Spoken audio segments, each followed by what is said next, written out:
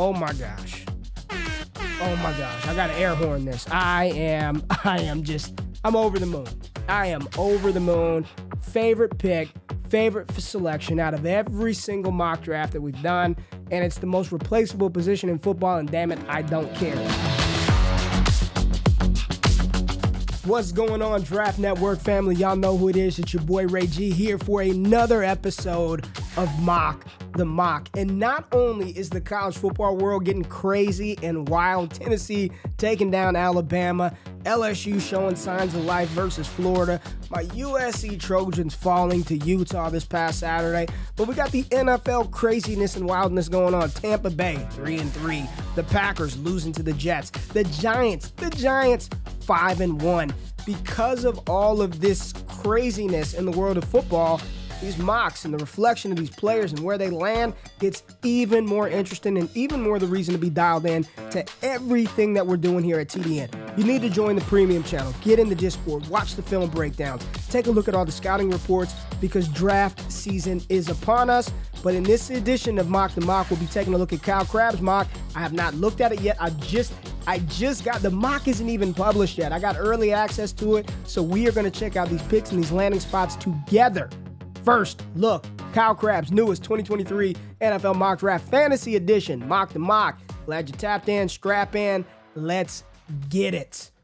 All right, what do we have here? The Carolina Panthers. Yes, the Panthers lose to the LA Rams today, and they are picking number 1 overall in this mock, and we all know they need a quarterback. So the first player off of the board, according to Kyle Crabbs, the Carolina Panthers get their signal caller of the future, C.J. Stroud. Now, love C.J. Stroud. Think he's a talented player. I have no clue what this Panthers organization is going to do. They want to trade DJ Moore. They want to trade Christian McCaffrey, Robbie Anderson quitting on them in mid-game. I don't know what's going on. I don't know what's going to be around C.J. Stroud when he gets there. But you make this pick, that means you believe in the player. He's a franchise-changing quarterback, a culture-changing quarterback.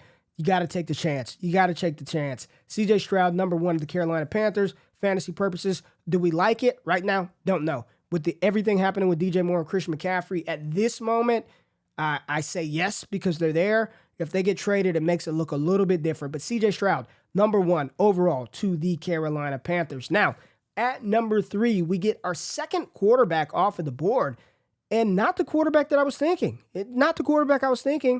But it's Kyle Crabbs, and you know he loves the tools and the traits of Kentucky quarterback Will Levis, who had his moments versus Mississippi State.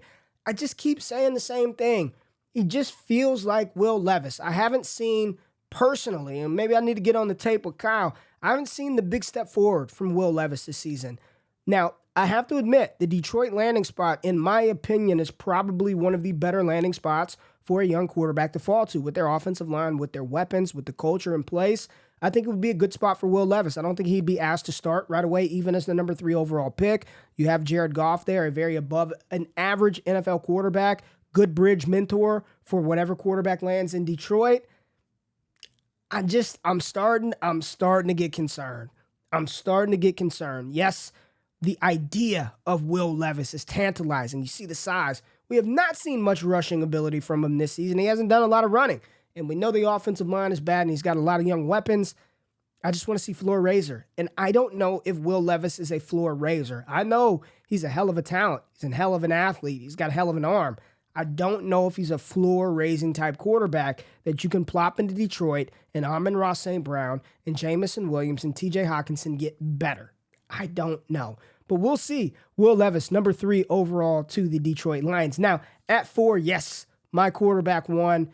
And you saw it. We were watching a magician operate on Saturday. Now, they did not win, lost to Tennessee, but Bryce Young, the reigning Heisman Trophy winning quarterback out of Alabama to the Houston Texans, loved the fit, loved the culture there.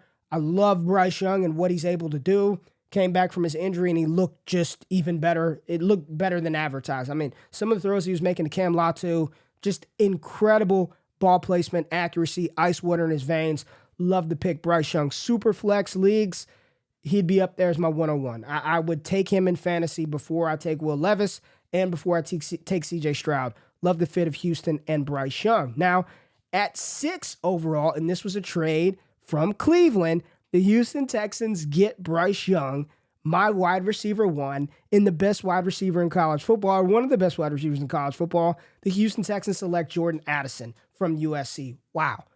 6 overall. Now, I love me some Addison. Do I think he's the number 6 overall type player?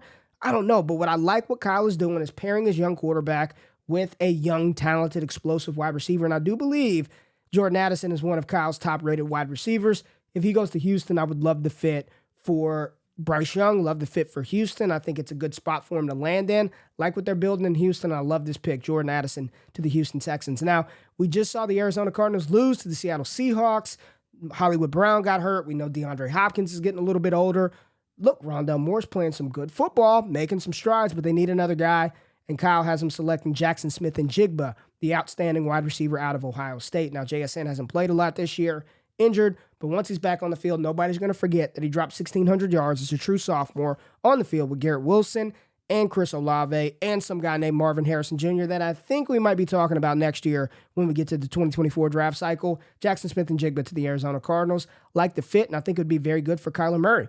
Let's go down the board because I don't know what we have going on. I see a lot of offensive linemen. I see a bunch of corners. Where's the offensive guys? We're talking fantasy here. Here we go.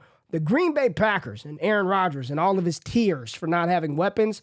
Here you go. You get them a tight end upgrade because that's what they need, right? They need a tight end.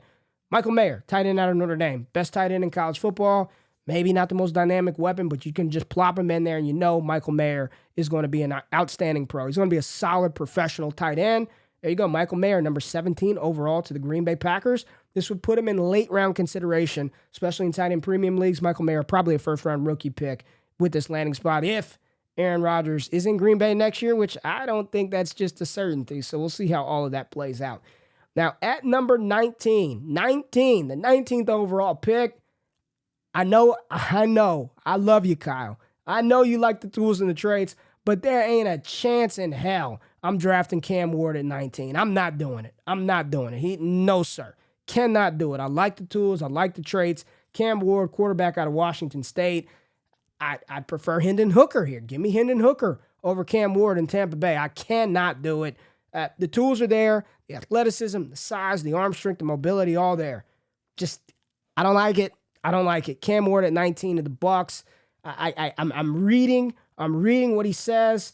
I think a different quarterback there. I'm not taking Cam Ward at 19. And if this were to happen, I don't even know if people would select him in the first round of Superflex rookie mocks. Now, that may be a mistake, but I just don't know if people would actually do that. So let's scroll down the board a little bit, and oh my gosh, I got to air horn this. I'm over the moon. I am over the moon. Favorite pick, favorite selection out of every single mock draft that we've done, and it's the most replaceable position in football, and damn it, I don't care. The Dallas Cowboys at 26 move on from Ezekiel Elliott. They don't turn the ball over to Tony Pollard. They go into the state of Texas. They stay in Texas. They go down to Austin and get Bijan Robinson, the running back out of Texas. I love it. I know it's probably not the best move for the team. They probably need O-line, probably can do with an edge rusher. You know, DeMarcus Lawrence getting older. Probably need another cornerback opposite of Trayvon Diggs. I don't even care. For fantasy purposes, give me Bijan and Dak Prescott and CeeDee Lamb. Bijan Robinson to the Dallas Cowboys. Thank you. Finally, somebody gives us something fun to talk about as a Cowboys fan. Love it. Thank you, Kyle. Thank you so much. Now, at 28, oh my goodness, it's getting scary hours, right? We know the Kansas City Chiefs have been looking for their running back of the future, and while we may like Isaiah Pacheco, we know Clyde ain't it. Jerick McKinnon definitely isn't it. So they go get the 1A running back in this class because I'm not going to call him the second best running back in this class. The 1B, the one lowercase a to the Bijan Robinson uppercase A, Jahmyr Gibbs, the talented dual threat running back out of Alabama, who is just, you're talking about in his bag, rushing and receiving. Gibbs has done it all. He's answered every question. He's done it in the ACC. Can he do it in the SEC? Yes, he can. And he's balling. Jahmyr Gibbs, number 28 overall to the Kansas City Chiefs. And the final offensive skill position player in this mock, we've got Darnell Washington going to the Minnesota Vikings at 29, the big tight end out of Georgia. Had this conversation with Ryan Fowler on the last one. The numbers aren't really there, but you see the size, you see the athleticism, you see the catch radius. give Kirk Cousins another weapon opposite or next to and complement in tandem with Justin Jefferson. Adam Thielen getting a little bit older. KJ Osborne, Irv Smith, Darnell Washington, plug-and-play tight end right there for the Minnesota Vikings. So there it is, Kyle Crabb's second rendition, or third, I don't know which one we're on. We got so many. But his newest 2023 mock draft, only looking at the offensive skill position players for fantasy football purposes. If you want the entire mock, which I highly encourage you to do, make sure you click the link in the description, check that out. But there it is, Mock the Mock, Kyle Crabb's 2023 updated edition for you here at the Draft Network. I appreciate you tapping in. If you enjoy the content, thumbs up button, like, subscribe. Let me know in the comments who was the best pick for fantasy purposes for this mock. We love doing this. Thank you for tapping in. Make sure you stay locked in. We got more coming here at the Draft Network. For GQ, Draft Network, I'm out. Peace.